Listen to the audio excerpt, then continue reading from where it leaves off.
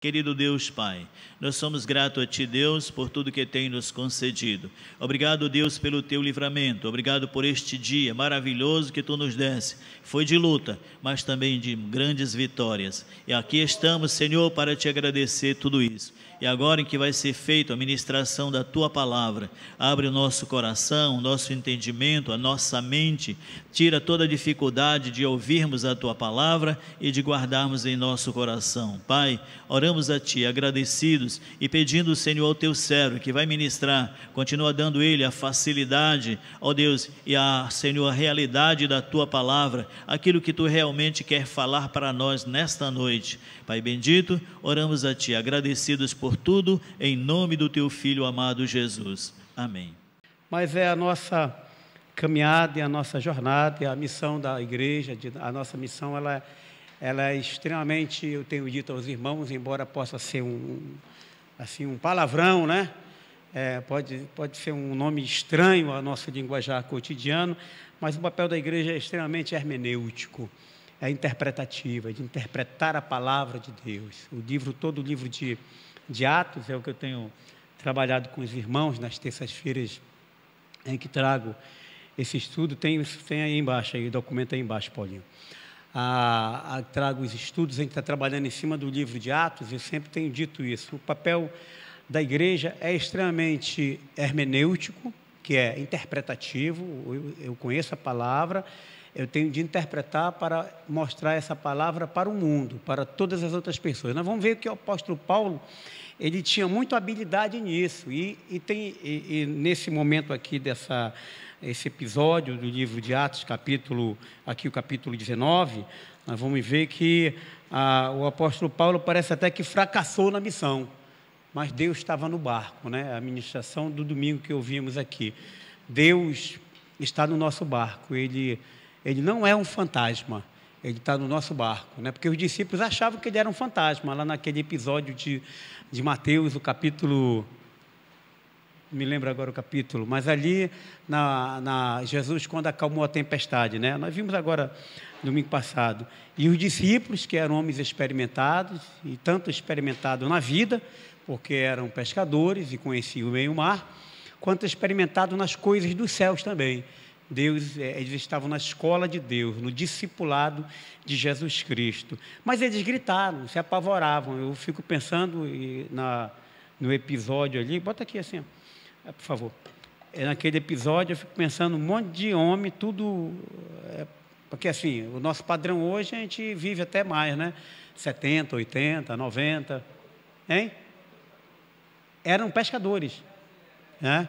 E a gente vive... Ontem eu conversei com uma pessoa que o avô dela morreu com 100 anos, ele teve que inventar alguma coisa para morrer, porque já estava... Ela disse que ele morreu, foi para um lugar para descansar e aí começou a mudar a alimentação e morreu. Eu digo que era desculpa, porque ele já estava na hora extra mesmo, né? 100 anos é muito, participou da Segunda Guerra Mundial. Então, assim, mas a gente vive mais, a gente vê aí. A missionária Débora passou para o Senhor com 86 anos, e até um ano antes, 6 meses antes de passar para a eternidade, ela estava muito lúcida. Então, as pessoas vivem mais, dependendo do biotipo da pessoa, da graça que ela recebe de Deus, ela vive mais, né? Tem gente que apraz a Deus chamá-lo mais cedo, mas, enfim. Mas aqui, aqueles homens que estavam perto de Jesus já eram considerados homens maduros. Ali o mais novo tinha 22, 23 anos, que era o João. Mas eu fico pensando, imaginando, quando eu leio aquela cena lá, fico imaginando um monte de... Vou usar a linguagem aqui, está gravando, mas eu vou usar. Um monte de marmanjo, acostumado no mar e gritando com medo de um fantasma, né? Eles disseram, está aí na sua Bíblia, procura esse texto aí que é para dar para os irmãos aqui, para não dizer que eu estou inventando, pastor Paiva. Eles disseram, é um fantasma. Aí Jesus disse para eles, não temais, sou eu. Então Jesus está no barco, apesar de todas as dificuldades que a gente enfrente, que nós enfrentemos, mas Jesus está no barco. Jesus estava no controle da vida de Paulo, porque se Paulo não tivesse aqui se aprumado realmente em Cristo, ele tinha achado que tinha fracassado e podia ter abandonado, inclusive, a missão. Vocês lembram que eu trouxe um estudo para os irmãos, que é Nossa Casa, Lugar de Missões, que foi lá em maio desse ano. A última vez que eu estive trazendo um estudo para os irmãos, eu acho que foi em maio, foi em julho, Nossa Casa, Lugar de Missões, onde Paulo, Priscila e Áquila, na casa deles, onde eles trabalhavam, ficou ali um foco de missões, se tornou um lugar difusor de missões para toda aquela região. O apóstolo Paulo, imediatamente depois daquele episódio, ele vai para Éfeso. E ele, nesse episódio aí do capítulo 19, que nós vimos aqui, se você pegar toda a narrativa para usar uma palavra da moda agora, pegar os fatos narrados pelo Dr. Lucas, do capítulo 1 de Atos até o 28, é só missões. Não se fala de outra coisa. O nosso papel é muito significativo isso, que o primeiro livro pós Evangelhos, ele é um livro que fala de missões. Os evangelhos, os 4, falam sobre a vida de Jesus, os 3 primeiros sobre a perspectiva do homem para Deus, né? São Mateus, Marcos e Lucas, é o homem dizendo, eu sou Deus, é o homem Jesus, que eu digo, né? Dizendo, eu e o Pai somos um, na casa do meu Pai muitas moradas. Então, é sempre o homem, Jesus, apontando para o homem divino Deus, porque ele era Deus e homem ao mesmo tempo. Embora nunca tenha usado a prerrogativa de ser Deus para fazer qualquer outra coisa aqui na terra, para que isso servisse de exemplo para todos nós, que se ele suportou, nós podemos suportar também as tribulações e as lutas. Ele nunca fez uso, Jesus, do seu poder divino para se livrar de uma situação. Esses irmãos lembram que uma vez ele estava e os judeus empurraram ele até um penhasco e ele estava ali e o pessoal ia empurrar ele lá de cima, literalmente. Aí ele passou pelo meio deles, aí só nesse episódio ele usou o poder e a autoridade e passou e ninguém viu Jesus. Quando eles procuravam, Jesus não estava mais no cume do monte, lá onde queriam empurrar, ele já tinha ido embora. O texto bíblico é bem claro sobre isso. E o livro de João é o livro de Deus, mostrando que ele é homem. O livro de João ele não é sinótico, quer dizer, não é parecido. O Evangelho de João é um evangelho totalmente, não é diferente. Inclusive alguns fatos também narrados, mas é um livro da perspectiva de Deus para o homem. Você vê que lá no comecinho ele diz, o verbo se fez carne e habitou entre nós, e nós vimos a sua glória, como a glória do unigênito de Deus, cheio de graça e de verdade, as nossas mãos pegaram, apalparam a palavra da vida. É Deus dizendo, eu estou encarnado na humanidade, não é reencarnado na doutrina espírita, mas é encarnado. O verbo que se fez gente, que se fez carne e habitou entre nós, né? Então, logo depois dos 4 evangelhos, eu não sei se os irmãos sabem, a história registra, né? Esses 4 evangelhos, eles são os evangelhos que foram considerados canônicos, ou considerados santos. Porque há muitos evangelhos, há evangelho de Tiago, há evangelho de Pedro, que foi achado depois, e inclusive existem esses livros, né? Há muitos outros evangelhos, mas os que foram catalogados para fazer parte da composição dos 66 do cânon sagrado, são esses, né? Mas então é significativo que, depois dos 4 evangelhos, o livro de Atos, ele é o livro que nos traz essa perspectiva de missão da igreja. O papel da igreja, irmãos, é missiológico. Nós fazemos as outras obras porque tem que fazer. Constrói o templo, porque tem que abrigar as pessoas, distribui rancho, ajuda as pessoas, faz um monte de outra coisa do ponto de vista social até. Mas o ponto da igreja, o papel da igreja é extremamente missiológico. Jesus mesmo disse para aquela multidão, vocês vêm atrás de mim porque eu dou rancho, porque eu dou o pão, porque eu curo, porque eu faço tudo, mas vocês não querem as minhas palavras. Ele disse para aquela multidão onde foram, pernas para que te quero. E ele disse para os discípulos, se vocês quiserem ir, estejam à vontade. né? E aí Pedro, o que Pedro disse? Para onde nós iremos, se só tu tens a palavra de vida eterna, né? Então, inspirado pelo Espírito de Deus. Então, o papel da igreja, nunca esqueça disso, é missiológico. É o que eles chamam na teologia de missio Dei, ou a missão de Deus. A missão de Deus é salvar o que se havia perdido. Esse é o papel da igreja. Se a gente coloca isso como uma perspectiva cristã da nossa vida, como objetivo da nossa vida, a gente vive melhor. A gente não se agonia com outras coisas. Porque aí tem muita gente se agoniando com outras coisas que não é o papel da igreja. As outras coisas devem ser feitas, a gente precisa trabalhar em cima, a igreja tem que ter social, tem que ter tudo isso. Mas a missão da igreja, a missio Dei é missão, é missiologia, é a palavra de Deus pregada e aplicada segundo a interpretação que fazemos dela. Por isso que nós temos que ter o Espírito Santo que conduz todas as coisas até o final do século, disse o próprio Jesus. Esse Espírito vai conduzir vocês na interpretação desta palavra. Por que eu estou dizendo isso? Porque o livro de Atos, e nós vamos caminhar aí por essas semanas, no livro de Atos, até quase o final do ano, nós vamos tentar encerrar, se Deus quiser, o livro de Atos lido nessa perspectiva, nessa visão missiológica. Nós vamos fazer isso até ali a segunda semana de dezembro, mais ou menos, e nós vamos alcançar, se Deus quiser, o capítulo 28, que é o encerramento, não do livro de Atos, porque o livro de Atos continua até hoje. Nós somos a continuação do livro de Atos, mas a narrativa de Lucas é que encerra ali no 28, né? E nesse episódio, eu queria pedir para você abrir aí a tua Bíblia no capítulo 19, do livro de Atos, onde nós vamos ver que o apóstolo Paulo joga o secular no campo missionário. O que acontece? O apóstolo Paulo chegando em Éfeso, só para dar um panorama da cidade de Éfeso, o que era a cidade de Éfeso?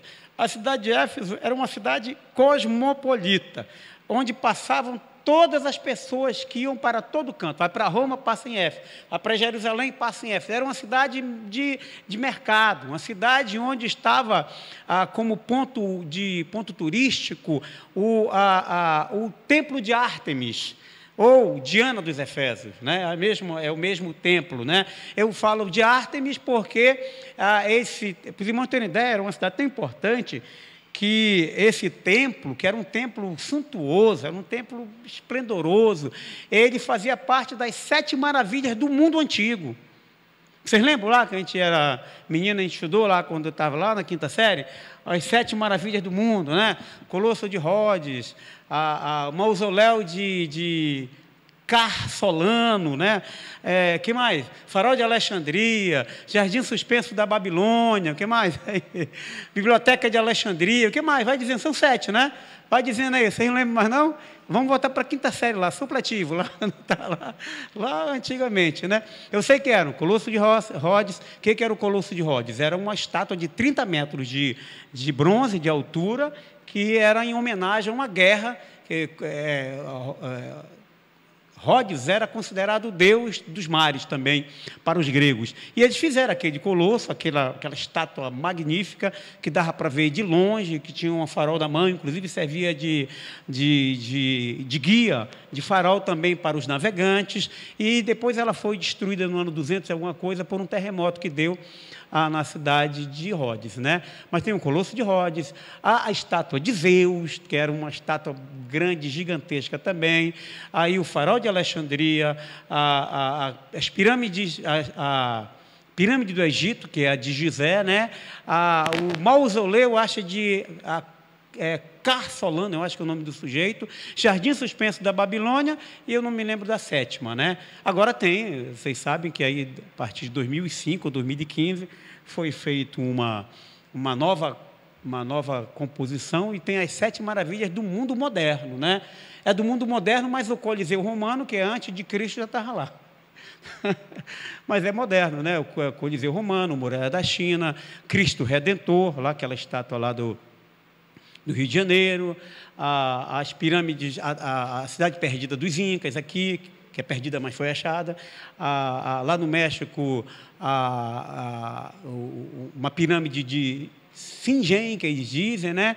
E eu não me lembro mais dos outros dois também, mas são as novas maravilhas do mundo. Então, Paulo, ele estrategicamente foi para Éfeso, porque Éfeso borbulhava.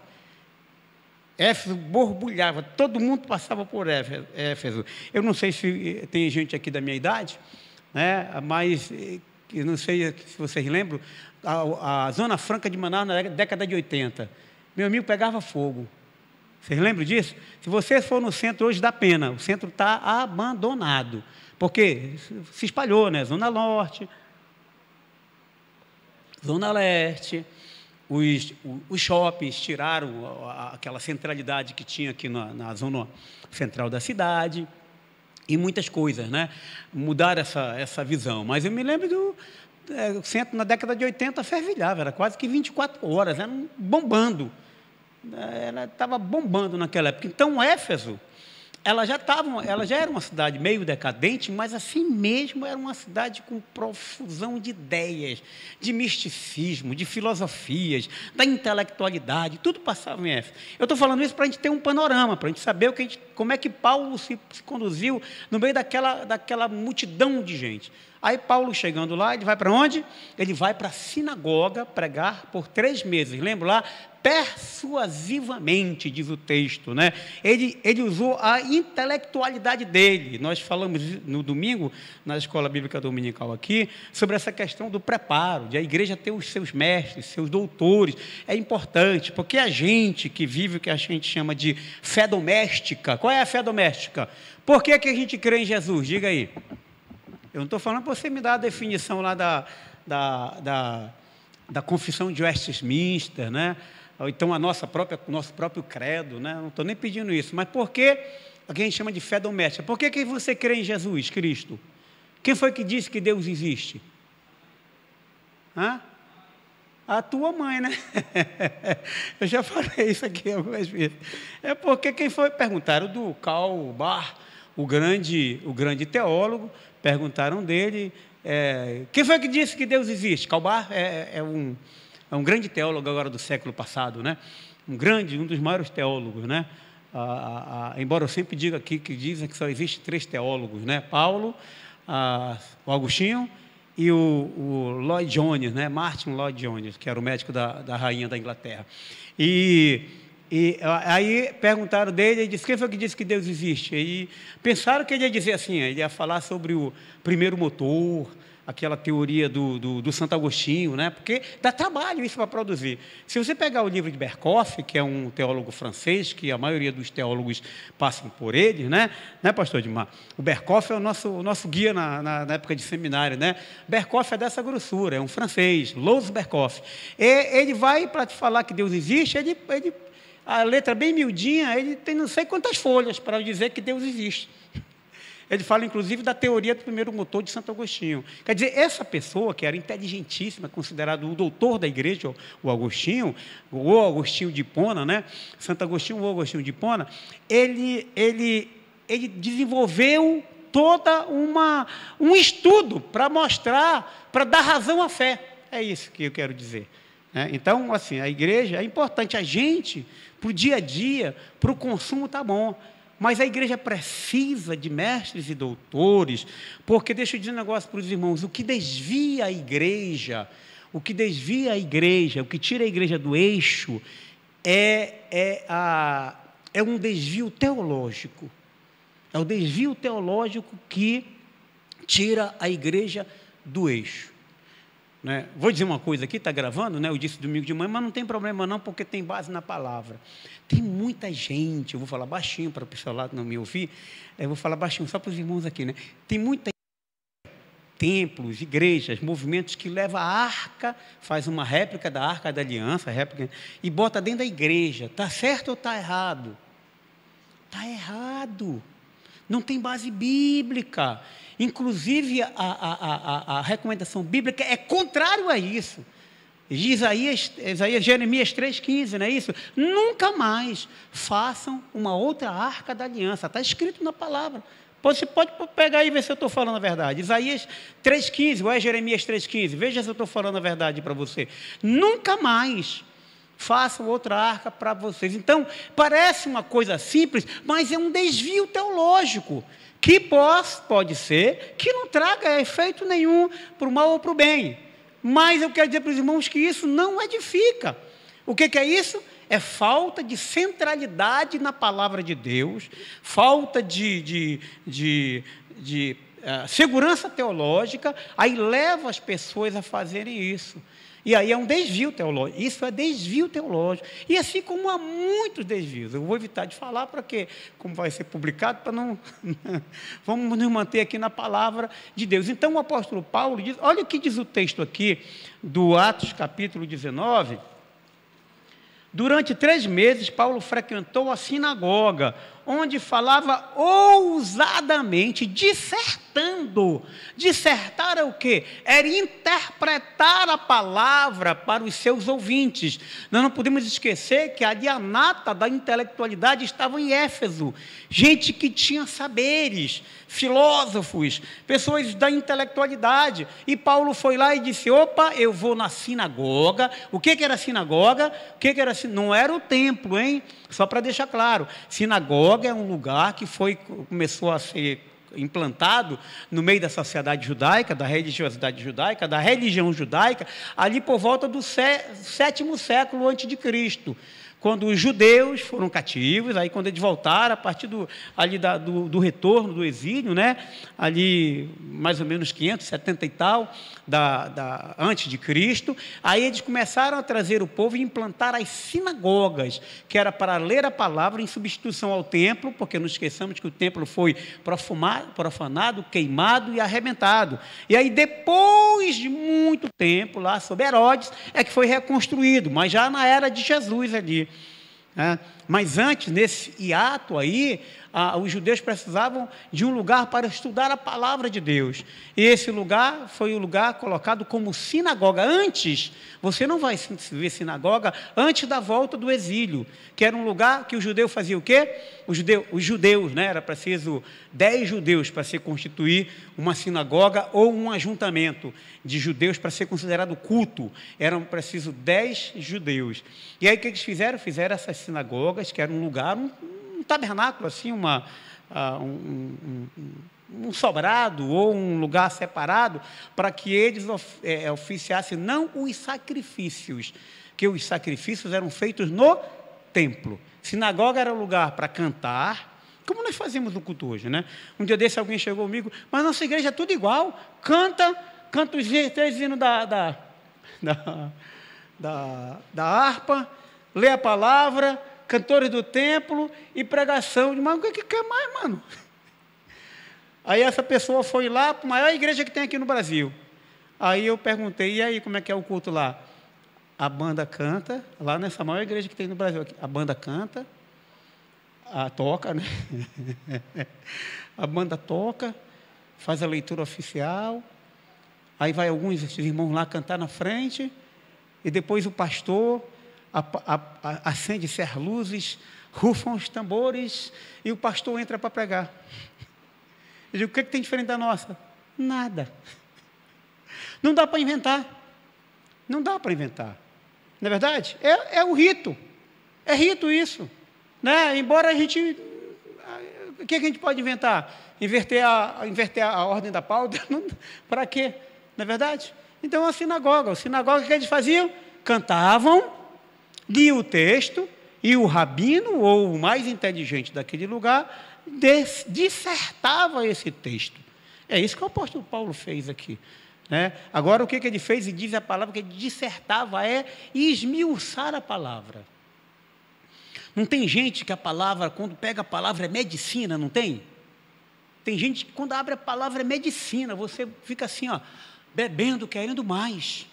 É isso que o apóstolo Paulo fazia, ele dissertava. O que é isso? É hermenêutica, é a arte de interpretar a palavra para os ouvidos das pessoas que estão ao redor. Não é inventar, a palavra não precisa inventar, é dissertar no bom sentido, é fazer o papel hermenêutico que cabe a cada um de nós, como estudantes da palavra do Senhor. E eu clamo, eu peço a Deus todos os dias, que Deus levante muitos. Nós temos pessoas, Nós temos no nosso meio pessoas que sabem interpretar a palavra, mas a geração que vem aí precisa se preparar para isso. Porque senão fica uma aridez de ideias, né? Porque é uma coisa você ir lá fazer um mestrado na área secular, que é importante, tem que fazer. Tem que fazer agora, não vale só a universidade, tem que ter a faculdade, tem que ter a pós-graduação, tem que ter o mestrado, tem que ter o doutorado para a vida profissional. Mas é importante que nos preparemos também para que a igreja tenha no seu meio pessoas que segurem a doutrina, a teologia, que é importante. Tem muita gente que não gosta de teologia. Eu me lembro que na época que eu fui fazer teologia aqui, o pastor Francisco lembra aí, o pessoal estava com medo de eu me desviar, né? Porque até dizia para mim assim, magia é fria, né? Os entendedores entenderão. Magia, só o pessoal mais antigo sabe o que é gia, né? Magia é fria. Mas fui lá, graças a Deus, Jesus me salvou, né? Jesus me libertou. E aí, é importante que se tenha no meio da igreja essas pessoas. E a lição de domingo foi exatamente sobre isso, que eu fico muito triste com as pessoas que não conseguem participar da escola bíblica dominical. Um dia desse alguém chegou para mim e me fez uma pergunta, aí uma pessoa famosa tinha dito uma coisa aí do meio evangélico, aí perguntou de mim se estava certo, né? O que eu achava? Eu digo, é porque lhe faltou a escola bíblica dominical. Entende? Quando a gente... Irmãos, abra o texto. Quem achou, diga amém. Quem não achou, diga escola bíblica dominical, que é um sinal de que você não é um frequentador da escola bíblica dominical. Porque quem é frequentador da escola bíblica dominical sabe a Bíblia, não é verdade? Gênesis, Êxodo, Levítico, Número, Deuteronômio, Josué, Juízes, Ruth, 1º e 2º Samuel, vai embora, né? Agora quem não é, termina o culto, o pobre do Filemão está perdido na Bíblia do irmão e não sabe nem onde é que fica, né? Por quê? Falta escola bíblica dominical. Parece brincadeira, mas não é sério isso, irmãos. Isso é extremamente sério. Paulo ficou três meses na sinagoga e observem como a falta de interpretação é prejudicial. Os próprios judeus, os próprios irmãos, veja aí no texto, eles começaram a falar mal dos do caminho. Por quê? Porque eles não conheciam as Escrituras e nem o poder de Deus. Aí Paulo diz, eu falhei. Tem hora que parece que a gente falha, não é verdade? Não é verdade que acontece no ministério? Parece, meu Deus, onde é que eu estou falhando? Aí, olha a inteligência do apóstolo Paulo, e a gente aprende com ele aqui. Aí disse, vocês não querem que eu use aqui a sinagoga, Esses 3 meses que eu estou usando aqui, vocês já estão tudo aí de beicinho, está falando contra a igreja, falando contra mim, falando contra os do caminho. E engraçado que é os próprios, vamos botar entre aspas aqui, os próprios crentes falando dos crentes. Aí o que ele fez? Ele foi com um sujeito que tinha lá na esquina uma escola de filosofia, que era do Tirano, um sujeito chamado Tirano, e aí ele disse assim, Tirano é o seguinte, olha a inteligência, gente. Tirano é o seguinte, tu dá aula de que horas e a que horas? Eu disse, rapaz, eu dou aula de 8 às 11. Aí ele disse, então tu me aluga, me empresta, me dá, me faz qualquer coisa, mas eu quero de 11 às 4 da tarde. Tu me empresta, tu me aluga isso aí? Irmãos, ele saiu da igreja, vou colocar entre aspas, tá? Quem está me ouvindo é entre aspas, tá? Ele sai da igreja e vai lá para a escola de filosofia. Porque na igreja estavam falando mal dos do caminho, dele, do grande apóstolo Paulo, dos 12 discípulos que ele consagrou, batizou nas águas e foram batizados com o Espírito Santo nos primeiros versículos do capítulo 19, você pode conferir depois aí, não é? 12 discípulos, diz aí, foram batizados nas águas, porque eles só conheciam o batismo de João, foram batizados no Espírito Santo naquela mesma ocasião, e ele estava treinando esse pessoal para disseminar a palavra. Aí, como dentro do templo, da sinagoga, começaram a falar mal, ele foi para onde? Ele foi lá para a escola de filosofia, foi lá para um lugar que não tinha nada de Deus, vamos dizer assim. Aí o que ele faz? Ele começa a pregar a palavra durante 2 anos. O tirano, não diz aqui que o tirano reclamou, que fez beicinho, que fez não sei o quê, que ficou enchendo a paciência dele. Aí o que aconteceu? O que acontece aí na escola de tirano? O que acontece? Pega aí o texto aí, olha, vamos ver o que acontece aí na escola de tirano. Tem coisa que a gente não entende. Deus não combina com a gente, né? Olha o que diz aqui, ó. Durante 3 meses, Paulo frequentou a sinagoga, onde falava ousadamente, dissertando e persuadindo com respeito ao reino de Deus, visto que alguns deles se mostravam empedernidos e descrentes, falando mal do caminho diante da multidão. Paulo, olha o que ele fez, apartou-se deles, separou os discípulos, passando a discorrer diariamente na escola de Tirano. Durou isso por um espaço de 2 anos, dando ensejo a que todos os habitantes da Ásia, observem, estava dentro da sinagoga, e deu errado, e ele foi lá para a escola de Tirano, e olha lá, para que todos os habitantes da Ásia ouvissem a palavra do Senhor, tanto judeus como gregos. E observe o que diz o verso 11, é de suma importância isso para a gente começar a entender que Deus faz coisas que a gente não entende. Você está aqui, Deus te tira para cá, não se desespere, Deus está no barco.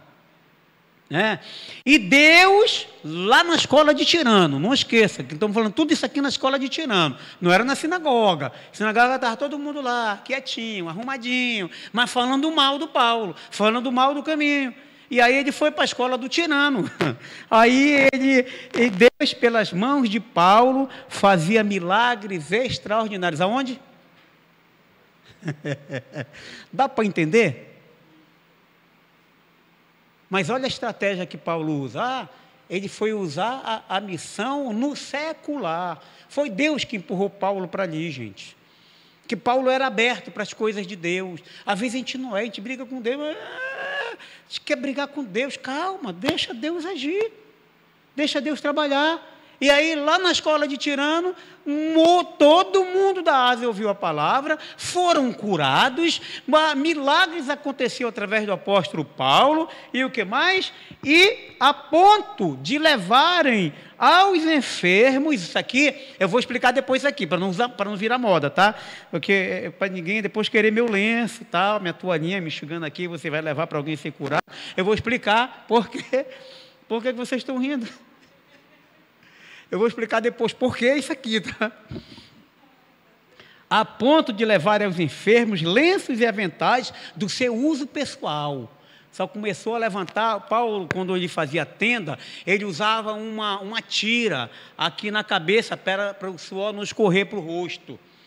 E aí pegava aquelas tiras de Paulo, as toalhas que eles se enxugavam, né? Não tem base bíblica, vou já explicar por que eles faziam isso. E aí eles pegavam aquilo, levavam coisa do uso pessoal para o Paulo, para os enfermos, e os enfermos eram curados. Aí você vai dizer, pastor, tem base bíblica, pastor. R$100 a toalhinha. Eu faço pela metade do preço. Assembleia de Deus, 50 anos. Bota, molha e vai vendendo. Como é 50 anos, a gente pode aumentar, né, missionária Regina? Pode botar por 200, dá para vender?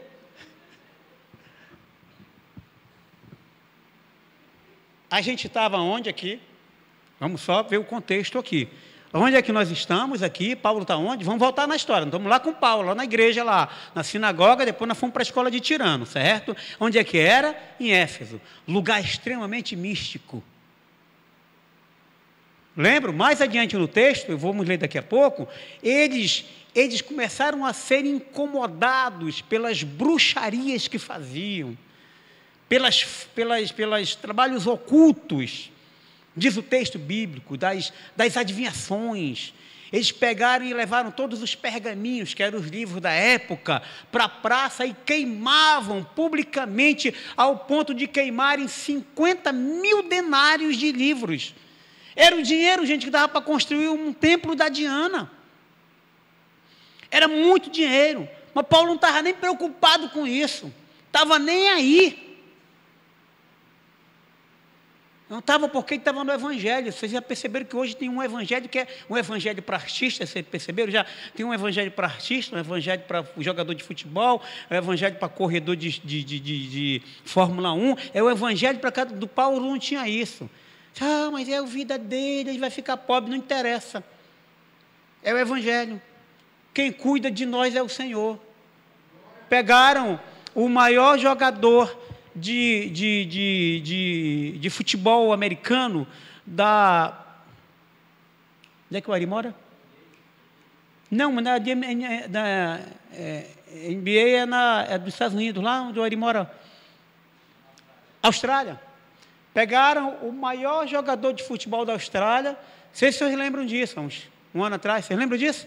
Eu contei aqui. Ele colocou lá Romanos 1:21, 1:28, né? 28 e 29. E eles torceram a natureza de Deus, deixando o uso natural da mulher. Aí ele publicou no Facebook. Aí disseram, como disseram agora para o menino aqui, para o Gabriel Guedes, né? Gabriel Guedes agora, o jogador de vôlei, da seleção brasileira de vôlei, fizeram a mesma coisa, foram lá e disseram, você tira. Ele disse, eu não. Se tu não tirar, tu vai perder o patrocínio da Nike. Irmãos, ele perdeu 20 e tal milhões de dólares por ano. Ele perdeu. Aí perguntaram, e agora? Eu digo, eu sempre vivi sem isso. Eu não posso mudar, é a Bíblia que diz, eu peguei um trecho da Bíblia. Se eu tirar, eu vou tirar na Bíblia da minha vida. E às vezes as pessoas trocam Deus por coisas tão banais, não é verdade? E não tem. O Evangelho é para todos.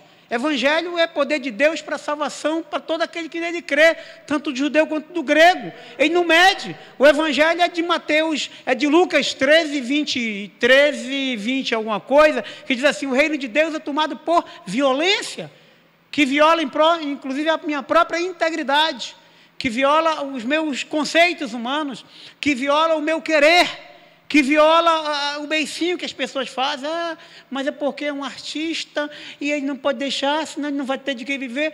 Não interessa. Eu lembro do pastor Paulo, o pastor Paiva, quando ele era bem novo, ele trabalhava numa rádio. Não era, pastor Paiva? Aí estava lá, e aqui na igreja ele estava aqui na igreja, ele estava lá, em tuas mãos entrego o meu espírito, não sei o quê, estava cantando os corinhos, chegar lá na rádio e nessa loucura, bota esses hinos todos aí, né? Chocolate com banana, não sei o quê. Aí ele disse, pastor, menino não é pastor não, ele chegou com o pastor Elilde, não foi? Mas ele conversou comigo também, disse, rapaz, tem alguma coisa errada. Eu passo aqui, eu chego aqui, eu navegarei. Esses hinos aí, né? Do Espírito, né? Que não tem base teológica também, né? Mas tudo bem, está cantando até hoje, né? Não faz mal, né? Mas que não tem base teológica, não tem, né? Esse corinho. E aí chega lá, ele vai cantar, aí bota para tocar, e Léo Jaime, e não sei o que, e tudo, chiclete com banana, e disse, rapaz, está errado. Aí sabe o que ele fez? Pediu a conta da rádio, não foi? Pediu a conta da rádio, ficou desempregado, e aí? É melhor ficar desempregado com Jesus do que estar sentado em cima do ouro com o capeta, não é verdade? Então é melhor estar com Jesus. E aí, esta situação aqui, para a gente já encerrando ali, essa situação era uma situação que Paulo deixou correr, mas você vê que depois Paulo não usa nunca mais isso, que tem muita gente que usa isso como se fosse fosse uma permissão ou uma autorização, uma concessão da Bíblia para fazer isso. Não era, porque eles eram muito supersticiosos. E a fé é assim, irmãos. A fé é na medida do meu conhecimento. Né? Tem gente que tem fé. Eu me lembro quando eu era novo, quando eu era muito novo, eu ia com família, com menina pequena, eu troquei de emprego poucas vezes, acho que umas 3 vezes só. Minha carteira, assim, você vê, tem 3 assinaturas só. Cada empresa eu trabalhei 10 anos, 5 anos, 8 anos, né? E aí mas olha o abuso, eu estava cheio da graça, né? Eu espero que continue, né? E aí, eu me lembro que eu fui ver, a irmã Rosi arranjou um emprego para mim, fiquei desempregado, arranjou um emprego e tal, eu fui lá. Aí a primeira pergunta que eu fiz para a pessoa, eu que entrevistei a pessoa, olha só o abuso, né? Eu que entrevistei a pessoa da RH. Me diz uma coisa, vocês trabalham dia de sábado? Ela disse não. Eu digo, sim, porque se trabalhasse eu nem ia fazer a ficha. Lembra? Mutirão, dia de sábado, discipulado. Não foi o pastor que mandou, não. Nunca falou, pastor, nunca botou a faca no pescoço de ninguém. Mas eu tinha consciência que aquilo era o meu papel. Pelo menos o sábado. Eu vinha para a igreja, nos cultos, nas orações, mas o sábado era dedicado a Deus. Era todo dedicado a Deus. Tem gente que não dá mais nem o domingo. Tem um monte de crente. Amém ou não amém? Tem um monte de crente que não está dando mais nem o domingo. Domingo ele ainda inventa uma coisa. Aí ele vai para a praia, vai para o shopping, vai para onde mais? Sei lá, né? Não é verdade? Tudo bem, uma vez ou outra, né? Mas isso não pode virar moda, não é verdade? Não pode virar moda. Por isso, talvez Deus não dê barco para muita gente, Deus não dê sítio para muita gente, né? Porque senão a gente vai querer ficar só no sítio, só no barco, só no avião, né? Então, o apóstolo Paulo aproveitou esta oportunidade desse misticismo e Deus operou, é assim mesmo. Um irmão que entrou numa igreja que tinha sido conhecer o movimento do Espírito Santo, o mover de Deus, da alegria, chegou numa igreja que os irmãos tinham acabado de ser batizados com o Espírito Santo, eles se agarravam nas cumeiras da congregação e ficavam balançando igual um macaco, né? Falando línguas estranhas. Mas o que era aquilo? Eles eram novos naquele saber, naquela experiência, eram novos. Não é verdade? A gente é batizado com o Espírito Santo, nós somos batizados com o Espírito Santo. A gente sabe que não pode estar todo mundo falando línguas ao mesmo tempo, não é verdade isso? Aprendemos há alguns meses atrás aqui na Escola Bíblica Dominical. Na igreja é 3, porque quem fala língua edifica-se a si mesmo. Se tiver 3, mas não tiver intérprete, fique falando mais com você. Está lá o texto bíblico, é claro. Agora, se tiver quem interprete, um fala e o outro interpreta. Um fala e o outro interpreta. Pausadamente, diz o texto nesse sentido, né, que é organizadamente, é isso, né? De uma forma que dê para compreender, senão o culto vira um negócio, né? Não estou dizendo, claro, desce um poder de Deus, todo mundo fala com línguas e tudo, que nem lá no Pentecoste, mas sendo no culto normal, né? Você tem que saber conduzir essas coisas. Isso é doutrina, isso é teologia também. Está na teologia paulina, nas cartas de Paulo. E aí Paulo deixou aquilo correr, por quê? Porque aquela cidade era supersticiosa. Eu me lembro que o pastor Edildo, quando vivo, o camarada chegou e disse, pastor, o senhor vai pregar lá no meu centro? Eu disse, vou. Hein? Ainda levou o pastor Francisco, achou que era pouco, levou o companheiro. Foi lá e pregou o evangelho dentro do centro espírita. E aí ficou evangelizando o cara do centro espírita, depois foi caminhando aí, né? Uma vez um secretário de Estado chegou comigo e disse, eu quero casar, eu vivo com minha mulher há muitos anos, e eu quero casar. Aí eu disse, tá bom. Eu disse, quem é que faz o meu casamento? Eu digo, eu. Vou privar alguém da graça, gente? E aí ele achou que era pouco, ele trouxe assim, então o senhor casa aí, a minha mulher e as 5 irmãs delas, que nunca foram casadas. Aí eu digo, vamos, todo mundo no rolo aqui. Traz os documentos, trouxe para a igreja, pedi autorização do pastor Elídio, o mesmo entendimento meu, ele disse, pastor Rômulo, não vai privar ninguém da graça, vai lá, leva o pastor Jacó. Essas coisas assim a gente vai junto, né? Leva o pastor Jacó. Aí fomos lá, casamos, demos a benção, o problema deles, do jeito que eles vão viver depois. Mas a gente não pode privar ninguém da graça. Paulo não privou ninguém da graça. Então, olha a inteligência do apóstolo Paulo para a gente aprender. A gente deve ser santo, mas a gente tem que ter a mente aberta para ganhar essas almas para Jesus. Não é fazer que o secular comande o espiritual, não. É fazer com que o espiritual comande o secular. Observem que Paulo saiu da sinagoga, foi para a escola de Tirano, preparou aquela turma lá, e aí depois o evangelho se espalhou por toda a Ásia, depois muitos foram curados, e houve porque assim, irmãos, o Martin Lloyd Jones, nós vimos agora semana passada, que dizia o que é? Que a verdadeira pregação, essa eu vou querer saber quem estava na escola bíblica dominical, a verdadeira pregação ali em cima tem alguém que me ajuda aí? A verdadeira pregação é a teologia em chamas. Está na sua revista da Escola Bíblica Dominical. Martin Lloyd Jones, que foi o médico da rainha da Inglaterra. A verdadeira pregação é a teologia em chamas. É isso que o apóstolo Paulo também deixou muito bem claro aqui. Não deixou de pregar o evangelho, salvou vidas, ganhou almas para Jesus, libertou os cativos, libertou da escuridão espiritual, da bruxaria, do sincretismo, das adivinhações, porque aquela cidade, ela girava toda em torno do culto da Diana dos Efésios. Aquela cidade era uma cidade religiosa. Não tem Aparecida do Norte aqui no Brasil?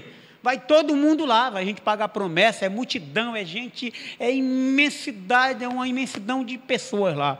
Mas o que eles vão fazer lá? Pagar promessa. É uma cidade religiosa, é um turismo religioso. A cidade de Éfeso era um lugar de turismo religioso e Paulo se aproveitou daquilo. O que Paulo fez?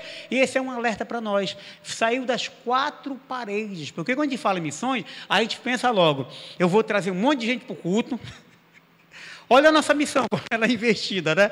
Traz um monte de gente para o culto, eles aceitam Jesus e a gente vai tocando barco, não é isso? Paulo está mostrando para a gente que não. A gente tem de sair das 4 paredes, né? E ir ganhar almas na nossa profissão, na nossa faculdade, né? Tem gente que passa pela faculdade igual agente secreto, né? Ninguém sabe que ele era crente, né? Ele entra e sai, mas ele fica quietinho lá. Lá na minha sala, na época que eu fazia faculdade, eu era o pastor.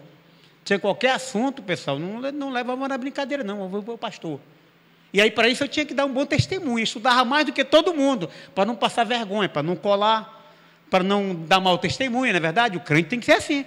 Eu me lembro ainda que a última prova que nós tínhamos, eu sempre sentei na terceira cadeira, assim, né? Eu nem sempre fui do fundão nem da frente, né? Da frente são os intelectuais, né? Eu ficava no meio. E aí eu cheguei no último dia de prova, uma prova pesadíssima, de direito, de processo civil. E aí tinha uma moça sentada no meu lugar, né?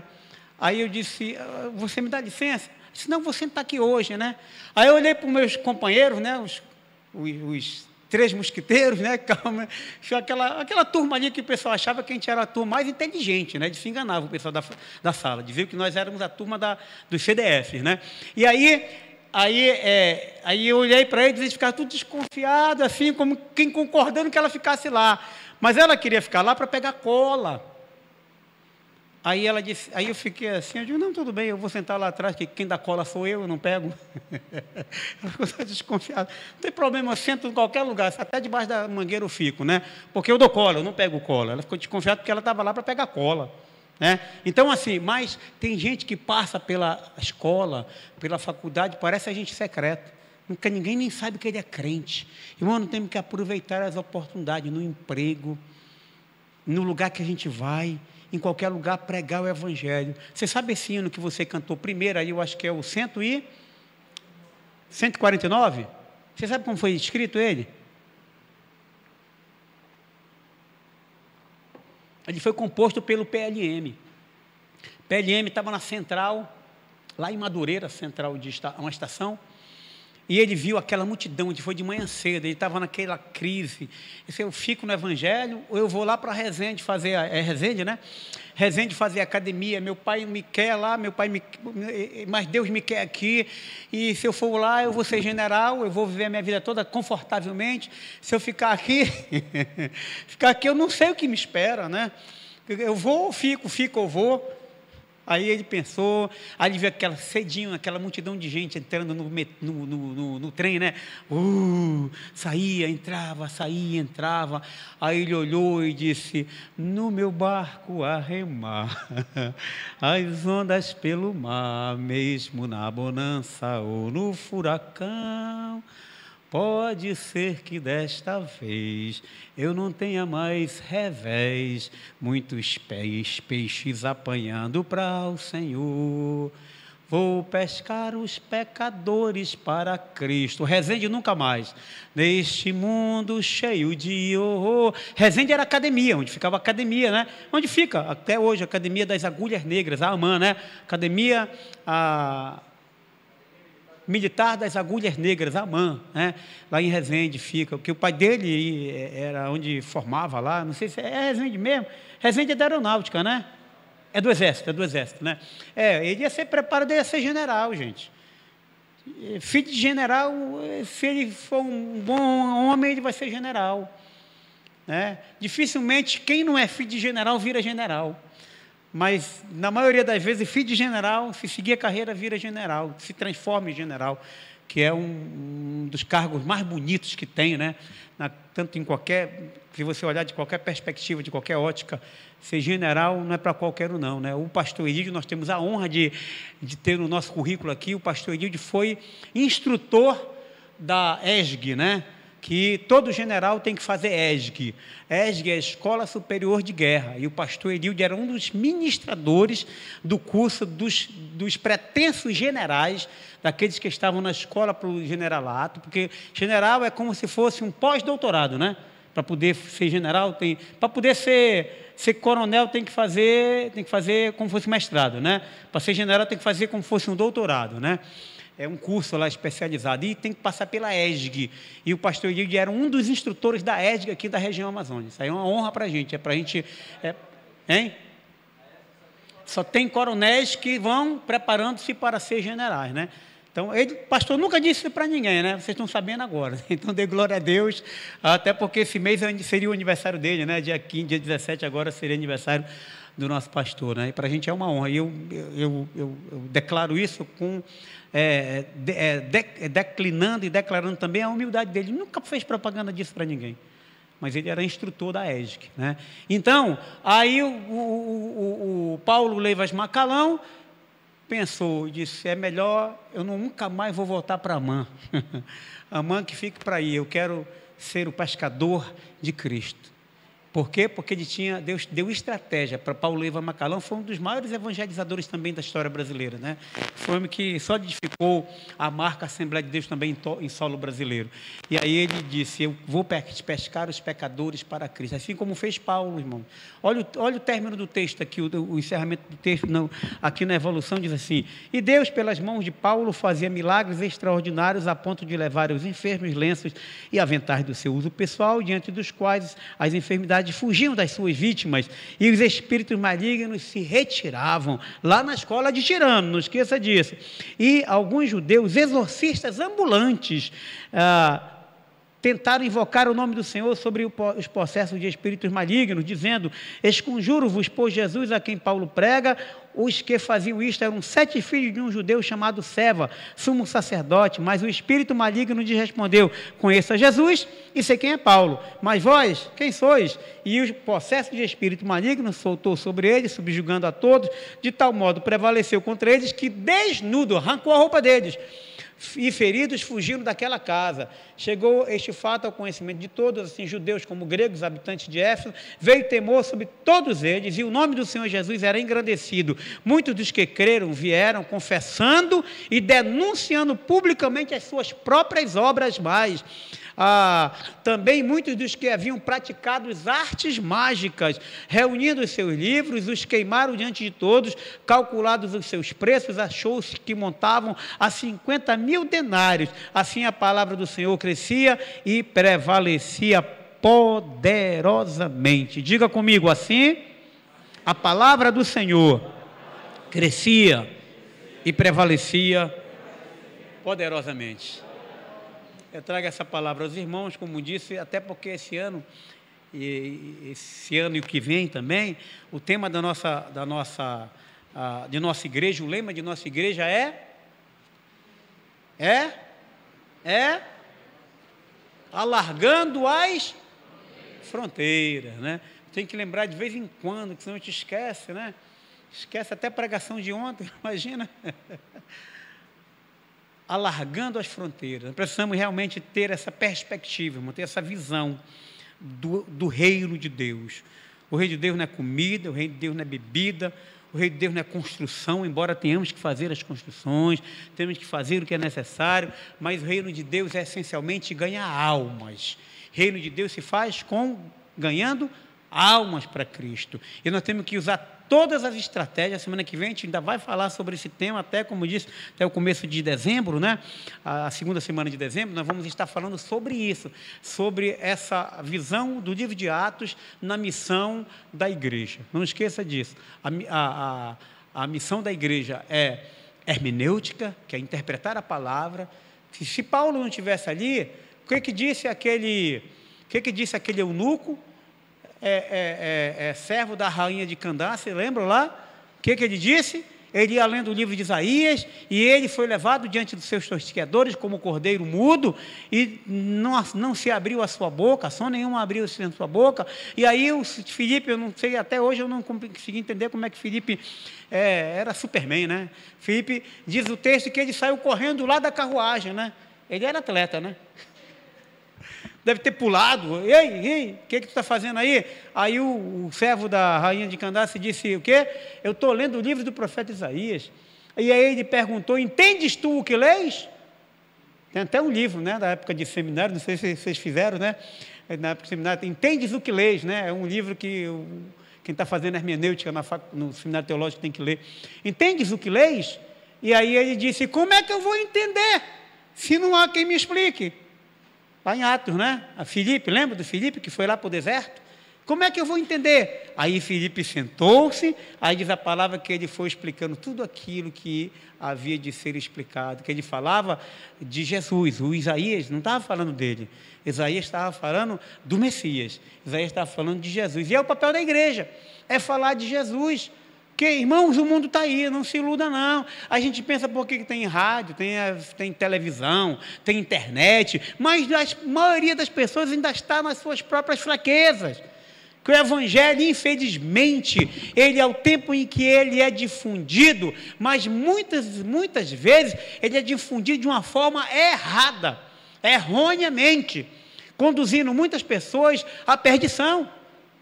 Conduzindo muitas pessoas à interpretação errada da perdição, que eu digo, a não se achar corretamente, a entender um evangelho de qualquer jeito, infelizmente. E a gente não pode esquecer, do ponto de vista geral, do mundo, do nosso mundo aqui, que nós temos só de cristãos, não é de crentes, é de cristãos, todos aqueles que creem em Cristo, católicos, adventistas, metodistas, tudo quanto crê em Cristo, né? Nós não podemos esquecer que só 33% do mundo é cristão. Só 33%. Dá o quê? Dá 2 bilhões e 100, não é isso? De 7 bilhões que nós temos no mundo. E não esqueçamos que a Europa, ela está toda sendo convertida ao islamismo. Não se iludam. Nos últimos 10 anos, mais de 15 mil templos foram fechados na Europa. A gente acha que está tudo bem, está tudo bom, mas não está não.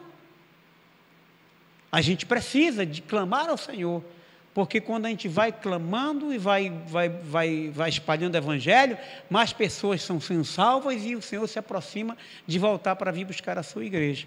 Mas nós estamos no meio de um mundo hostil, o tempo é de artilharia, o tempo é de guerra, o tempo não é de baixar a guarda e nem as armas não, é tempo de guerra. Por isso que o apóstolo Paulo nunca baixou a guarda. Você disse, eu combati o bom combate. Quer dizer, eu fiz com vontade, meu irmão, a tempo e fora de tempo, me perseguindo ou me dando aguinha na boca, fazendo de qualquer jeito, mas eu combati o bom combate, completei a carreira, guardei a fé, e agora tem uma coroa que está guardada não somente a mim, mas a todos aqueles que amam a vinda de Jesus. E se amamos, vamos proclamar o reino de Deus onde estivermos, inclusive usando essas estratégias que Paulo usava para a proclamação do reino de Deus. Não se esqueçam, na sinagoga não deixaram Paulo pregar. Ele foi para a escola de Tirano, ganhou quase a Ásia toda, milagres, prodígio, libertação, salvação,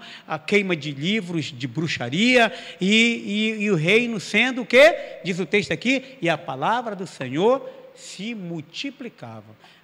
Há muitos textos no livro de Atos, que eu não quis dizer para os irmãos, para a gente ganhar tempo aqui, para encerrar já, mas que fala, o livro de Atos todos é assim, e a palavra de Deus crescia. Atos 12, 24, depois você pode conferir em casa, ou então pegar na pauta, está isso aqui, esse texto, né?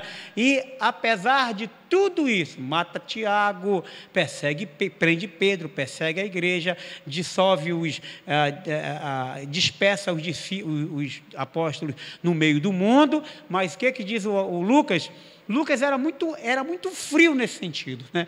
Diz, mas a palavra de Deus se multiplicava. Lucas não tinha um sentimento melancólico, perseguiram o pobrezinho do Tiago, coitado dele, e o Pedrinho está preso lá, e os irmãos foram todos espalhados, Tomé foi lá para a Índia, flecharam Tomé, o Mateus foi ali e enforcaram ele. Ele não disse nada disso, ele disse, ei, está tudo bem, está tudo bom, porque a palavra de Deus está sendo expandida. A palavra de Deus está crescendo. É por isso que cada dia eu entendo mais Lutero.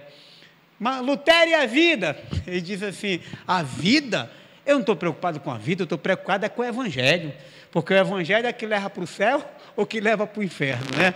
A vida vem em segundo lugar, porque o Evangelho entra na vida e traz vida com abundância, né? Eu vou convidar o pastor Francisco para fazer essa oração aqui, encerrando o nosso trabalho. Quantos foram abençoados, quantos entenderam que nosso papel é de missões. O papel da igreja odierna, da igreja de hoje, é o papel missionário, né? Vamos continuar sendo missionários, né, irmãos? Levante a sua mão. Pai bendito, em nome de Jesus, nós agradecemos ao Senhor nessa noite, pela Tua palavra, Senhor, que tem sido dada, nos impulsiona, nos mostra, Senhor, meu Deus, como continuar o caminho da pregação do Evangelho, levando a Tua mensagem poderosa, Senhor, e abençoada para todas as vidas daqueles que ouvirem a Tua voz. Pai, a Tua palavra diz que as ovelhas do Senhor ouvem a Sua voz e elas lhe seguem porque o Senhor é o bom pastor. Nessa noite nós te pedimos que nós sejamos, meu Deus, o porta-voz para aquelas pessoas que ainda não conhecem a Tua palavra, que ainda não ouviram a Tua voz, que nós possamos ser usados nesse sentido, e assim a igreja do Senhor possa continuar crescendo, e a Tua palavra, Senhor, possa continuar sendo levada, ó Deus, a tempo e fora de tempo. Custe a nossa vida, custe, Senhor, a nossa saúde, custe o que custar, o importante é que nós estejamos prontos a levá-la, Pai, conforme a Tua orientação, conforme a Tua vontade. Seja assim abençoado o Teu povo, uma semana de bênção, de alegria e de paz, Senhor, para cada um de nós. Abençoa os que estão viajando, que o Senhor possa abençoá-los, levá-los e trazê-los na Tua bênção e na Tua paz. Nós pedimos isso, Senhor, para a glória do Teu nome, no nome do Senhor Jesus. Amém. A graça de nosso Senhor Jesus Cristo, o amor de Deus, a comunhão e consolação do Espírito Santo seja com o povo de Deus. Digam amém. Deus abençoe a todos.